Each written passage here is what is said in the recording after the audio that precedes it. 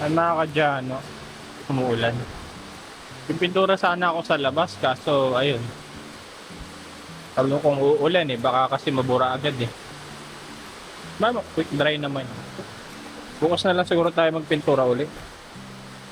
May bagyo eh.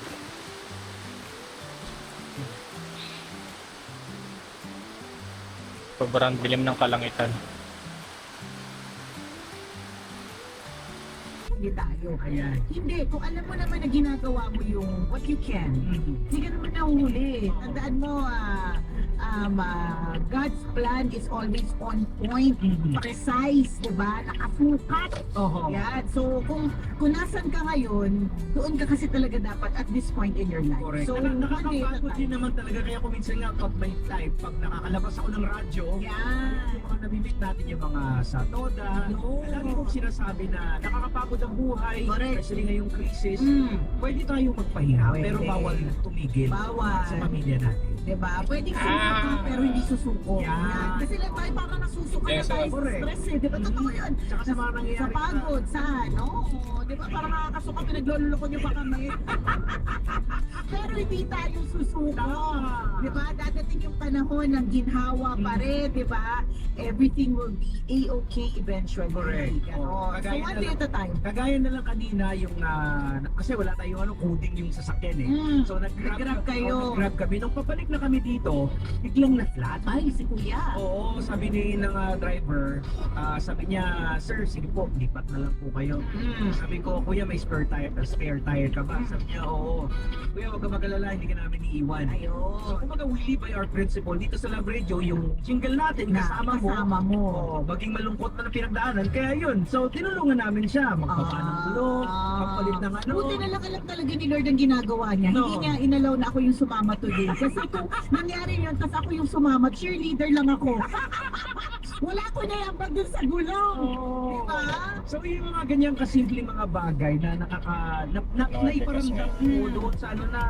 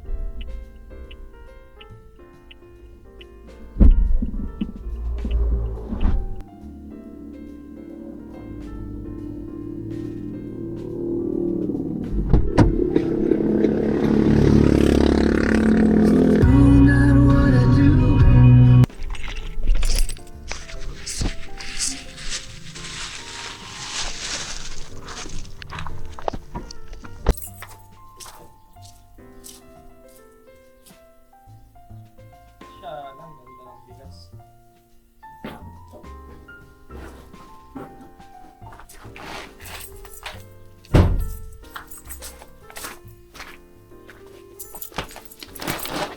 Special lang ko ng bigas. Pink rose. Pupuno kaya to?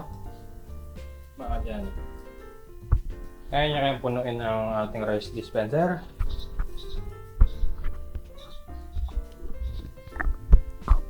Dati ko na sako lang. Bibigat ng palay. Bigat!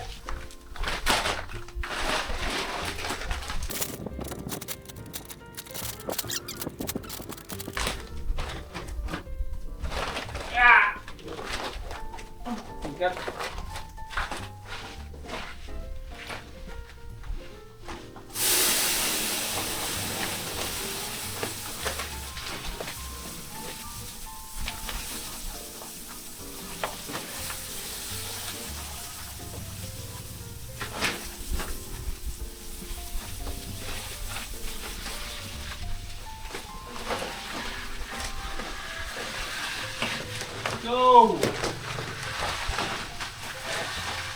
Napuno, sakto. Itapon pa. Sakto. Dyan, sakto yung isang 25 kilos dito. Huwag lang pagkamala ni Miming cut liter pagka naiwang bukas. Nangyari pusa. Ayos. Ay mga kadyan. Order tayo sa Shopee.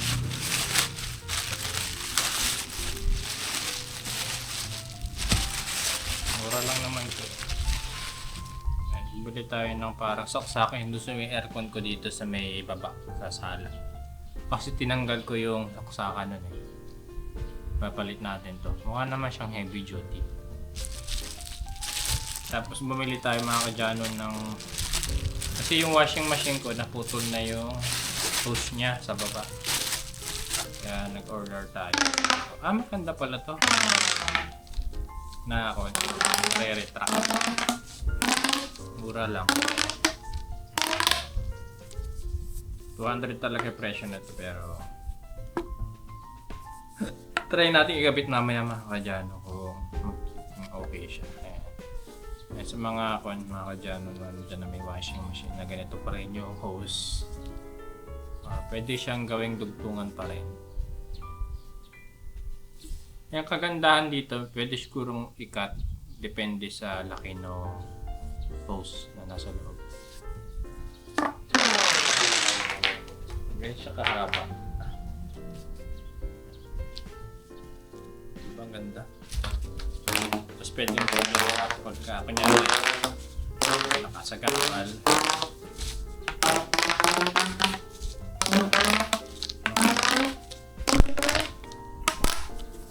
Mga kadyano, ang ganda. Yan lang mga kadyano. May ikabit natin dito sa yan, dito. Nakalagay naman dito is 10 amperes 50 volts. Yan. Tutugtong natin pa ganyan para maisaksak natin dito. Mahina lang naman tong aircon na to eh.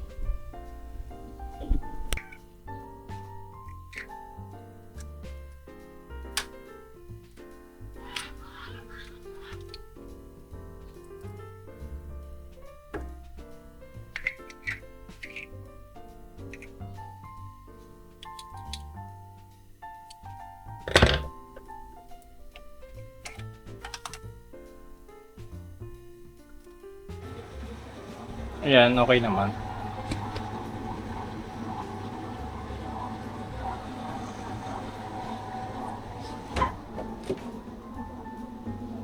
Yan ang reaction. Buti pa yung manok, may garahe na. Baka wala pa. Kano ba to? Pinanggawa ko na lang sana ng garahe. Pwede yung ganyan na lang garahe ko. Para sa matagalan. Lagay natin itong hose. Medyo madilaw. Oh. Linisin ko nga mamaya. Luma na, tagal na. 2 taon na rin itong washing natin. Nabibired kasi.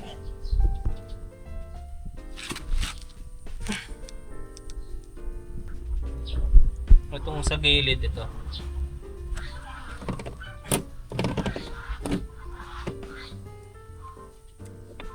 Hirap tanggalin na, parang nakadikit siya.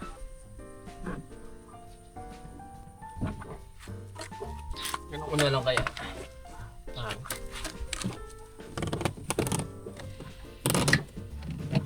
Butas na rin pala yung loob, kaya pala kinakalaw.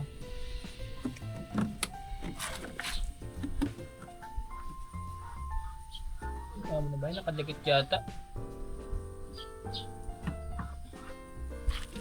Kaya ganun pag ano. Try nga natin.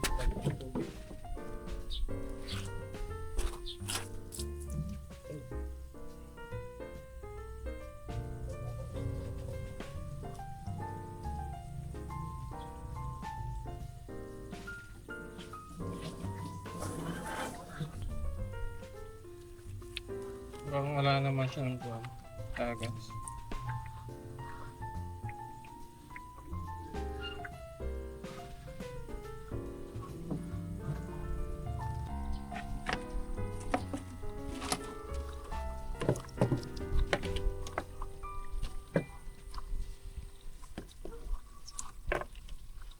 Pwede na yan.